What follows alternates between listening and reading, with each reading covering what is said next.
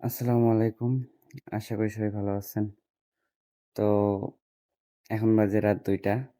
তো হুট করে ভাবলাম একটা ভিডিও করি। যে অনেকেই বলে যে ফার্ম করা খুব সহজ। মানে ফার্মে তেমন কোনো কাজ নেই। হয়তো মুরগি উঠালেই বড় হয়ে যায় এবং বিক্রি করা যায়। তো তাদের উদ্দেশ্যে কিছু কথা না বললেই নয়। যে লোকে এখন দেখতেছেন। তো এদের ব্রুডিংয়ের সময় যেহেতু ব্রুডিং টাইম তো ব্রুডিংয়ের সময় বাচ্চাদের নিয়ে অনেক সেনসিটিভ থাকার লাগে। ব্রুডিং যদি ভালো হয় তাহলে বাচ্চার পরবর্তী রেজাল্ট বা ফলাফল অনেক ভালো হয়। তো ১ম ৫ দিন অন্তত ৩ দিন এদের উপর কড়া নজরদারি রাখার লাগে। কারণ এই সময় এরা একটু আওয়াজ পাইলেই মানে একখানে জড়ো হয়ে যায়, একখানে থাকে।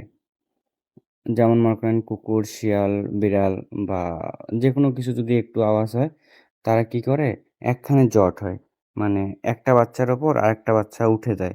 যখন এরকম ৩-৪ টা বাচ্চা একটা বাচ্চার উপর উঠে, যে বাচ্চাটা সবার নিচে থাকে, সেই বাচ্চাটার অনেক সমস্যা হয়। সেই বাচ্চাটা মনে করে নেন আ মানে সবার নিচে পড়ে মারা যাওয়ার সম্ভাবনা থাকে।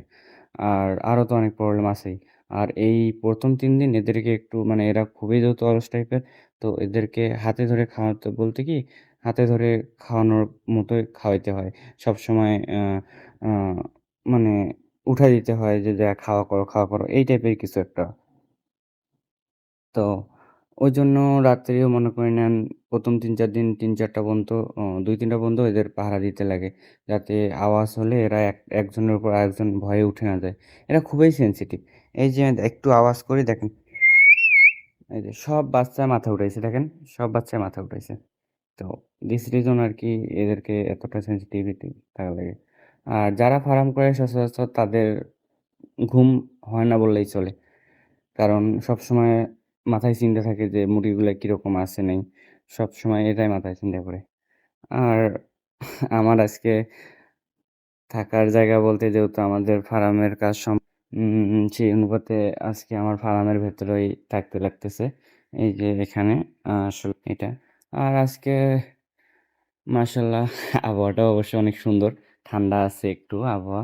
আ বাইরে চাঁদ উঠছে জ্যোৎস্না রাতের মতো। মাশাআল্লাহ অনেক সুন্দর। তো সবাই যে কাউকে ছোট করে না দেখতে, কোনো কাজকে ছোট করে না দেখতে। গ্রামে একটা অভ্যাস আছে কি যে জিনিসকে ছোট করে দেখা যে, ওটা কোনো কাজ হইলো। তো আমি চাইবো যে কোনো জিনিসকে ছোট করে যেন দেখা না হয়। তো সবাই ভালো থাকবেন। আসসালামু আলাইকুম।